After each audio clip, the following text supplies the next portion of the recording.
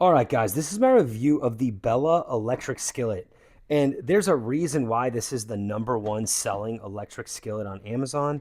And it's because it's an incredible value. And it's also, it honestly, now this has been used a lot. I get it. So, like, you're seeing the use in there. But this has served us really well in this Airbnb we're staying at right now.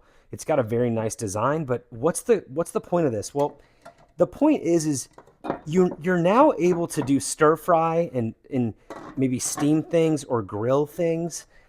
Even when you don't have access to a stove, all you do is just plug this into the side. You plug the other end into an outlet, and here's all the different settings. Let me just get it back out and show you. So that's the different settings that you have on there. You can adjust by temperature all the way up, or you can just go to keep it warm.